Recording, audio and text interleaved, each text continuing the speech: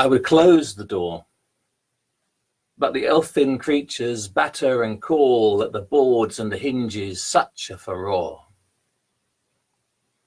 Should I leave it ajar, it is soon flung wide, a clatter in the hall like a car going through, and the coachman's yah. When I came to this cot by the dun, an almighty brawl, smashed pots on the floor, every night's what I got. Till I pulled down the bricks that had blocked up the way in the opposing wall, fixing for relief from the fairies' tricks, opening the highway clear once again for the Seelie processional, gaily progressing to the mounds of the Fae.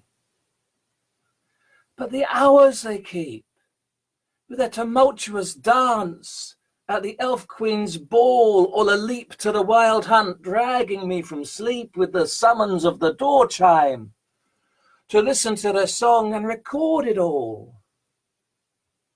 Whatever time may be kept by the fairy, it has no reason nor rhyme.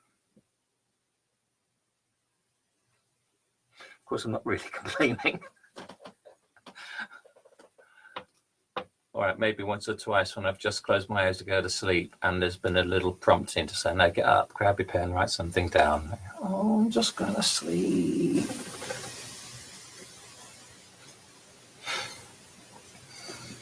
I know my friend Saz knows this poem because I've performed it at events that she's organised. And in a similar way, it's a relationship between ourselves and the fairy folk.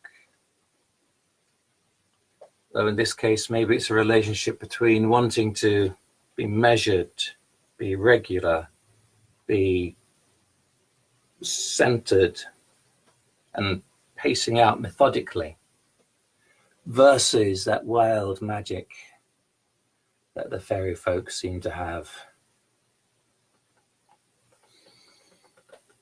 I was tempted to say, oh yeah, this is a true story. It happened to me last night when I was down in Stonehenge and Valpurgis night and everything went wild.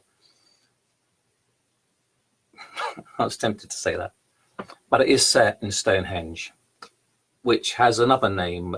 The stones of Stonehenge are also called the Giant's Dance.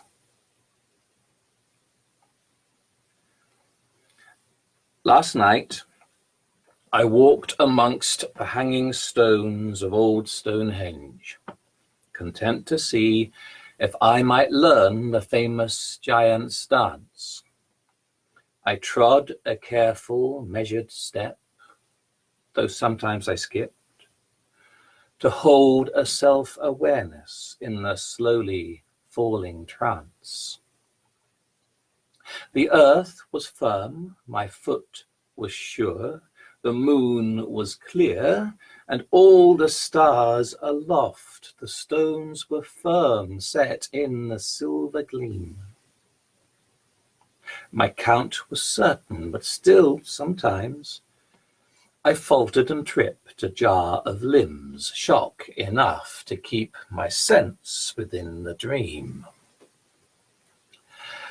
And so, with each blink, I caught a hint of a glinted glance.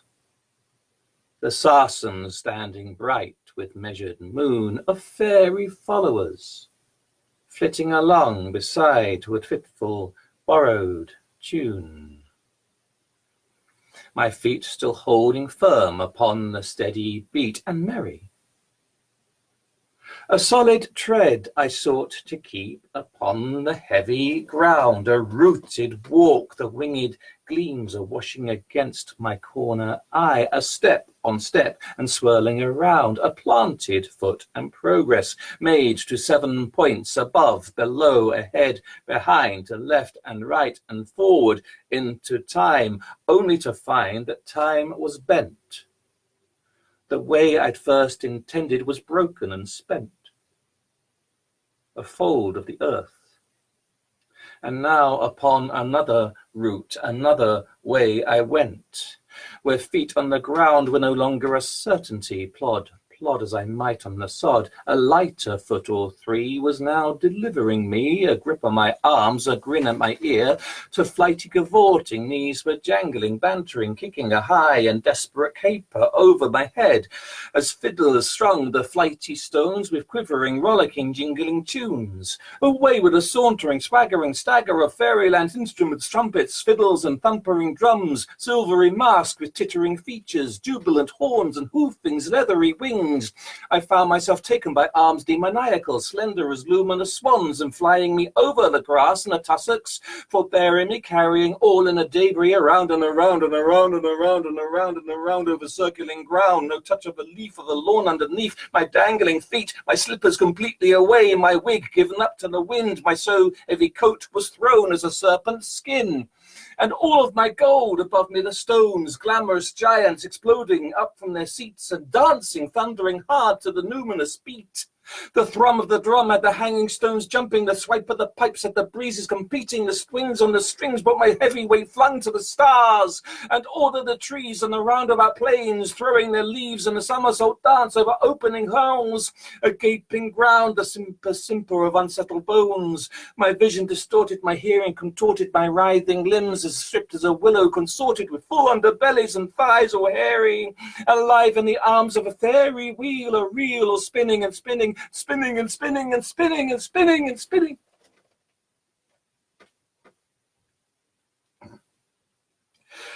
I woke on the morrow with my heart free of sorrow.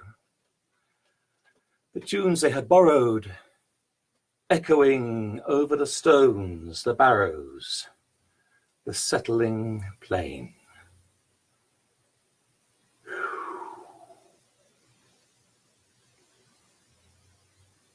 The giant's dance.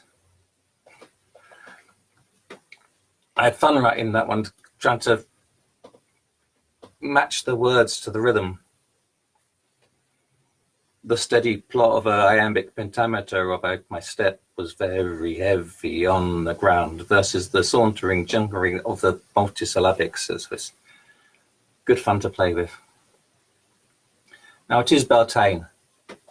And it is a time when we would, if we could, light fires and drive our cattle and kine through them for health, and in the corner of our eyes glancing at those we desire and maybe running off to the woods.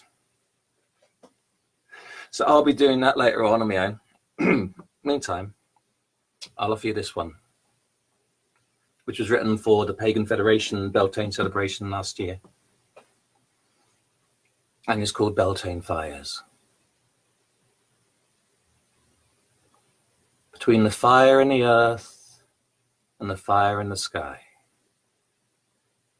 between the fire in the morn and the fire in the eve, between the fire in the east and the fire in the west, between the fire in your heart and the fire in your eye, between two fires our race is run, between two fires our thread is spun.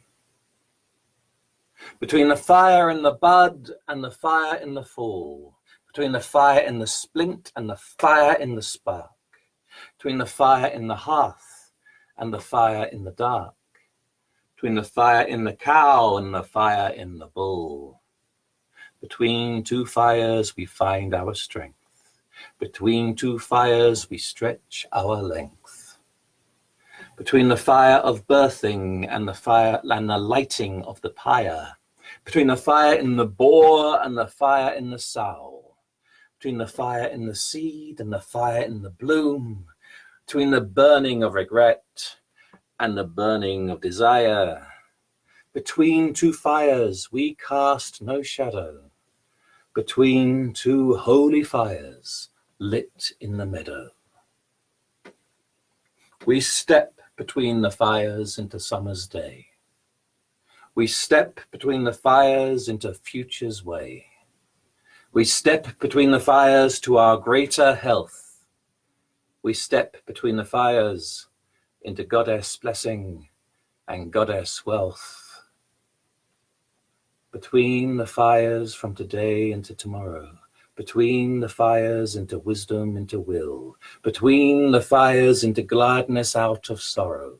Between the fires into learning, into skill. Between two fires into purity and freedom. Between two fires into knowledge of your name. Between two fires into memory and reason. Pass through the fires into victory and fame. Pass through the fire into summer's wealth and beauty. Pass through the fire into fruitfulness and gain. Pass through the fire into accomplishment of duty. Pass through the fire to a lessening of pain. Between the fire in the house and the fire in the night. Between the fire of the lambing and the fire of the pot. Between the fire in the belly and the fire in the song. Between the fire on the forge and the fire in the fight. Between two fires, the cattle driven. Between two fires, our efforts striven. Between two fires, our race is run. Between two fires, our thread is spun. Welcome to the summertime.